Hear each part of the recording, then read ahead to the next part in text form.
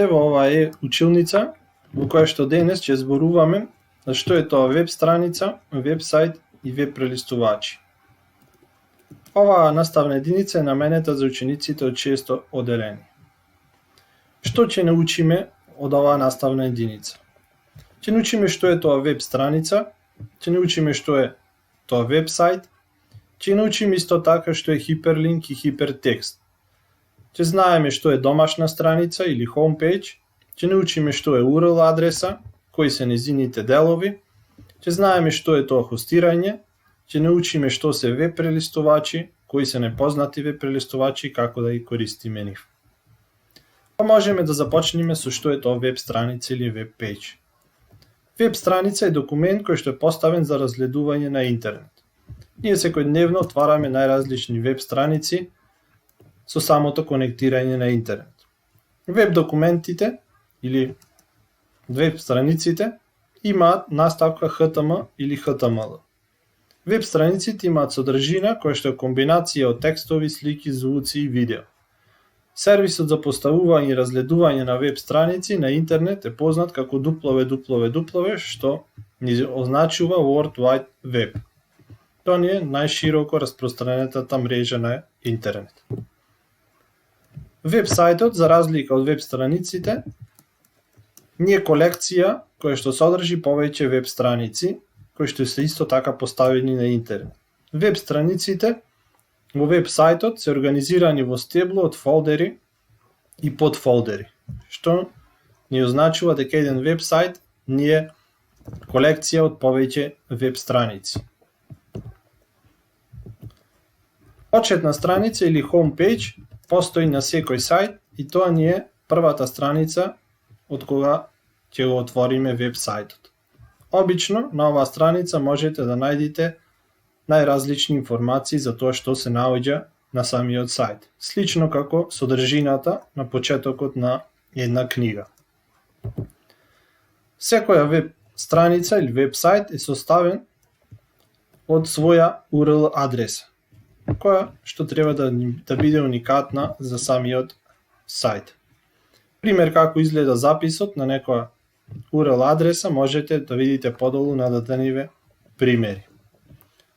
Што можеме да дознаеме од адресата на сајтот? Од деловите на веб адресата можеме да дознаеме на кому му припаѓа веб сајтот, на каков вид на фирма или на организација, во која држава е хостиран веб сајтот и слично. Да видиме што значат деловите на веб адресата. Започнуваме со првата кратенка од веб адресата, тоа ни е HTTP.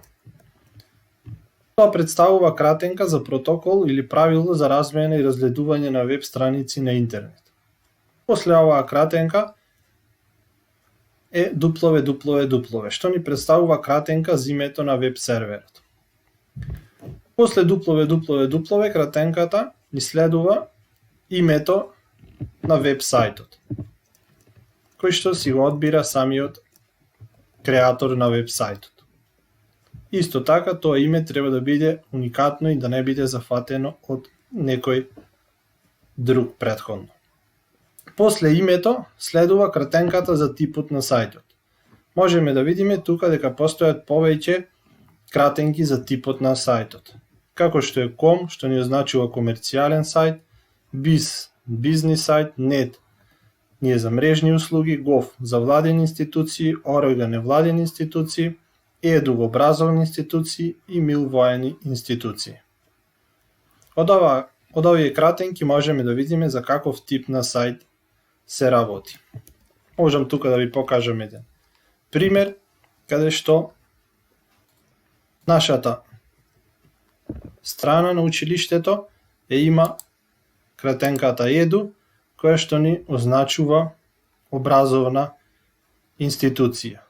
Додека пак страната на општината има наставка gov, која што значи дека се работи за некоја владина институција, тоа е сајт за општината. Да продолжиме понатаму.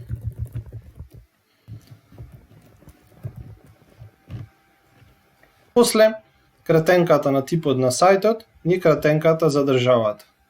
Кратенката за државата, како што е МК за Македонија, ИТ за Италија, БГ за Бугарија и така натаму, секоја држава си има своја кратенка.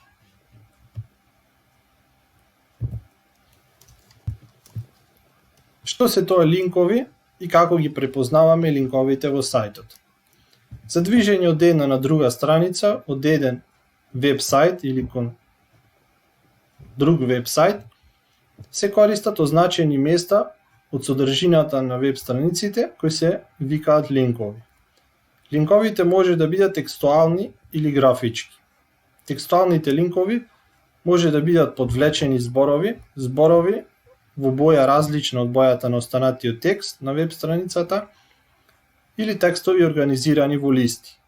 Тоа дека пак графичките линкови може да бидат слики, копчиња и така натаму, кои со нивно кликнување не водат до некое друго место во самиот сајт или пак до некој друг сајт.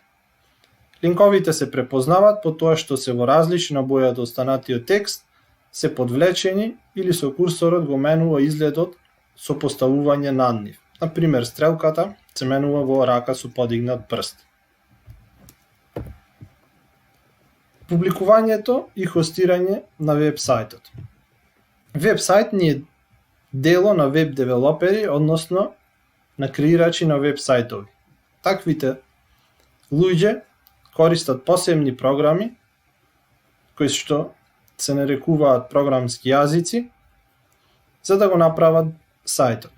Откако ќе се направи сајтот, тој треба да се објави, односно да се публикува на некој од серверите на интернет за да може да биде достапен до сите корисници на интернет. Доделувањето простор за веб-сајтот на некој веб-сервер се нарекува хостирање.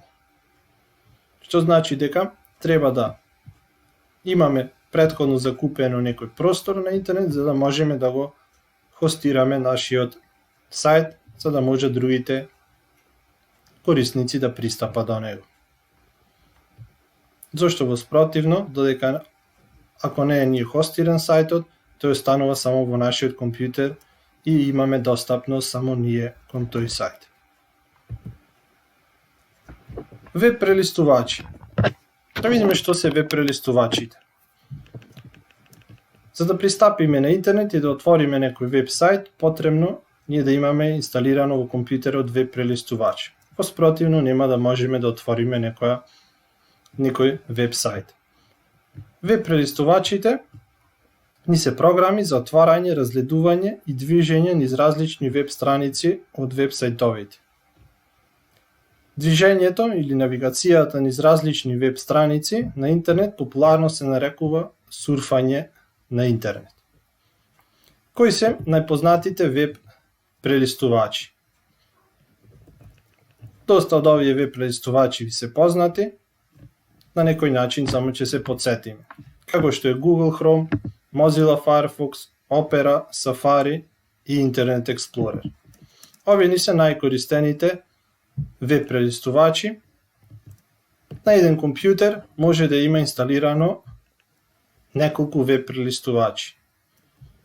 Секој веб прелистувач има своја почетна страница која што исто така се нарекува home page. Веб прелистувачите по својот изглед повеќе се слични него различни помеѓу себе. Тие се составени од следните елементи. На сликата можеме да видиме се означени под еден јазичина или уште ги нарекуваме табови, по два и се алатките за работа со приказ на веб страницата, како што е да појдеме еден чекор понапред, да се вратиме еден чекор назад, да ја повторно да ја вчитаме страницата и така натаму. По три ни е полето за внесување на URL адресата и по 4 ни е прикажување на содржината на веб страницата. И за крај имаме едни прашања каде што можете да го стопирате видеото и да ги одговорите самостојно, па после да проверите дали точно сте ги одговориле овие прашања. Исто така, долу има еден линк со наставно ливче, каде што можете да најдете вежби кои што се поврзани со оваа наставна единица.